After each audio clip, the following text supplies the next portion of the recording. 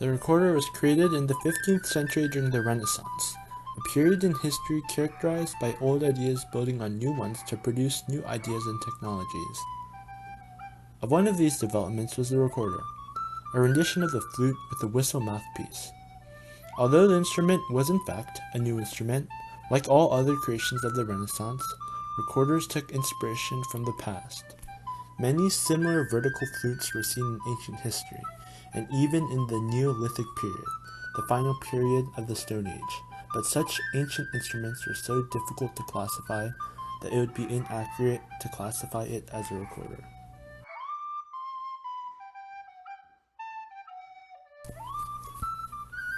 Like all instruments at the time of the Renaissance, music was mostly performed in front of monarchs, as they were the ones most willing to fund the arts. Notably, King Henry VIII, famous for killing his wives, had a love for the recorder, even playing it himself. Such people financed recorder playing, and for a certain period, especially during the Baroque age, the recorder was an actual instrument in standard ensembles.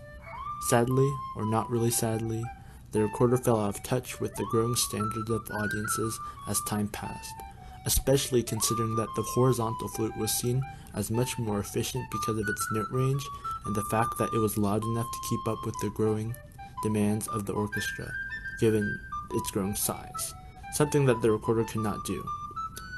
The recorder was dead, or so it seemed.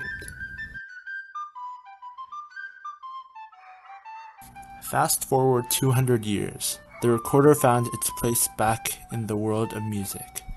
In the 1960s, recorder manufacturing took off because of a surging popularity of a new methodology of teaching music in schools known as the Orff-Strollerwerk method, an approach that emphasized participatory playing and creativity. Technically, the recorder was taught because it was seen as a simple instrument that was also easy to learn, especially considering that the size was just right for a child to hold. Functionality also played a big factor as to why this instrument was taught in schools, because it was easy to move around and was also very cheap. Although the use of the recorder has made it irrelevant when otherwise would not have, it has also been a victim of its success. Because of its correlation with an instrument for children, its reputation has tarnished, and many see it as a kiddie instrument.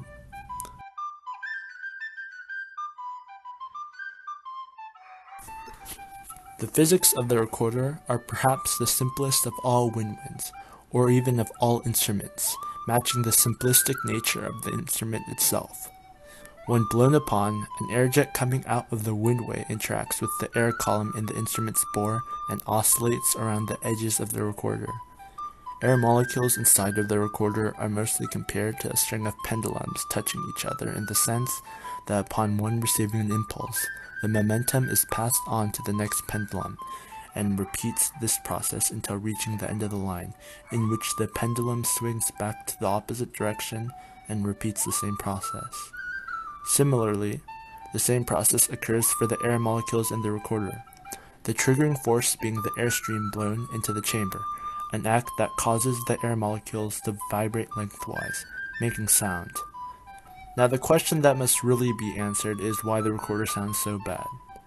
There are many reasons for this, as presumed, since such a terrible sound could not possibly come from only one factor. As of a fact, there are 3 indisputable reasons as to why the recorder sounds this way. Reason number 1. The people.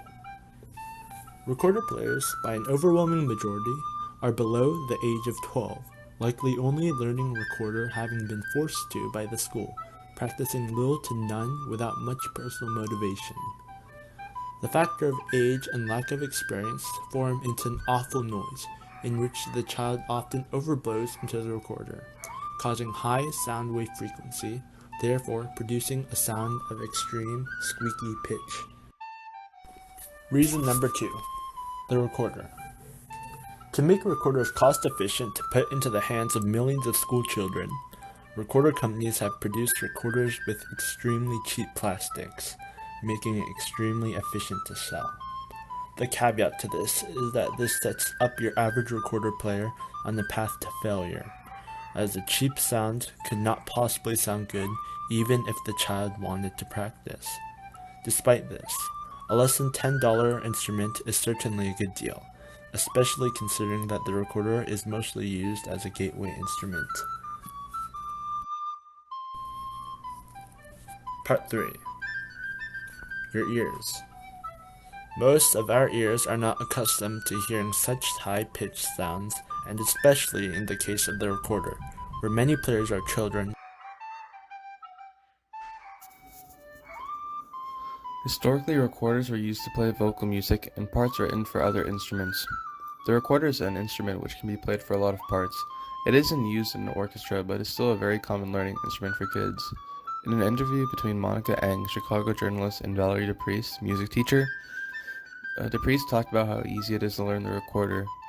With good teaching, it's very simple to get a good sound out of it. The soprano recorder is perfect for learning children. It's very easy to transport, and kids can carry it to school.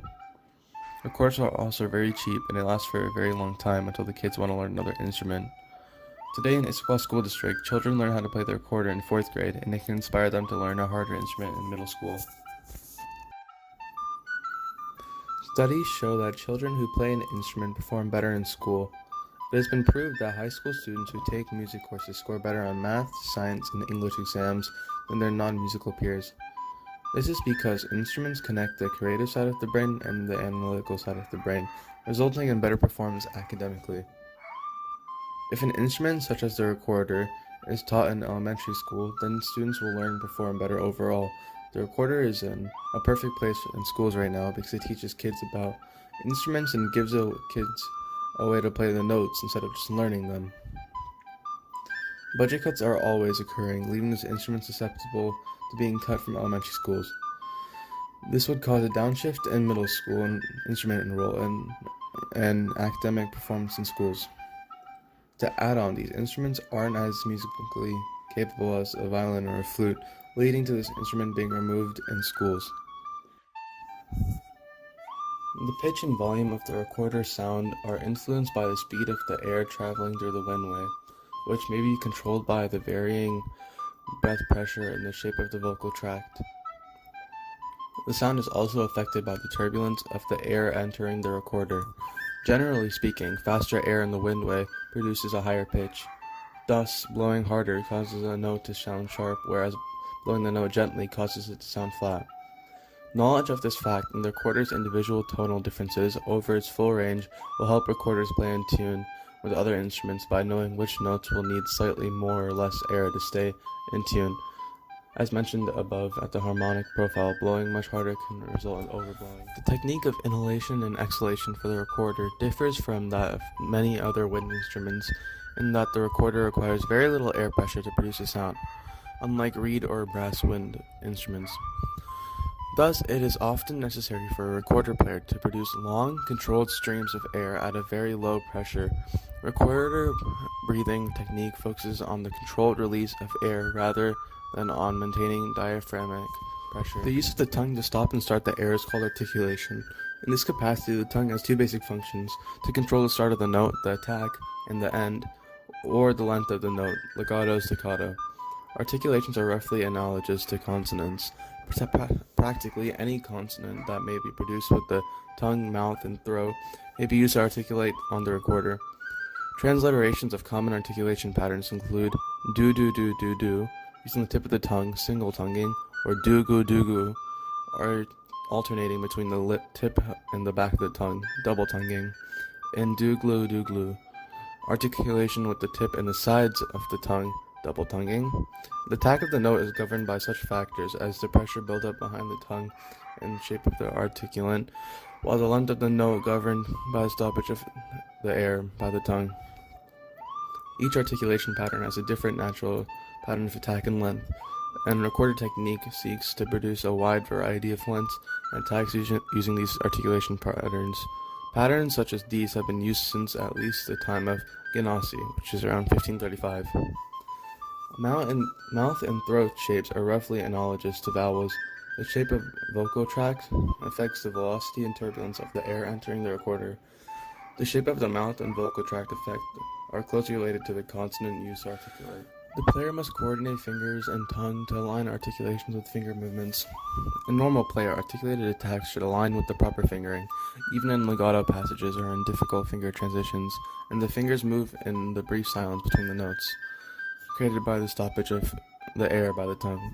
Both fingers and the breath can be used to control the pitch of the recorder. Coordinating the two is essential to playing the recorder in tune with a variety of dynamics and timbres. On an elementary level, breath, pressure, and fingerings must accord with each other to provide an in-tune pitch. As an example of a more advanced form of coordination, the gradual increase in breath pressure combined with the shading of holes, when properly coordinated, results in an increase in volume and change in tone color without a change in pitch. The reverse is possible, decreasing breath pressure and gradually lifting fingers. Overall, this is a very hard and complex instrument to play. It was inspired by past instruments in the Neolithic periods and was played for kings. It is played by blowing air into it and covering the holes to produce specific pitches. This instrument is also a gateway instrument for learning harder instruments. Thank you for listening.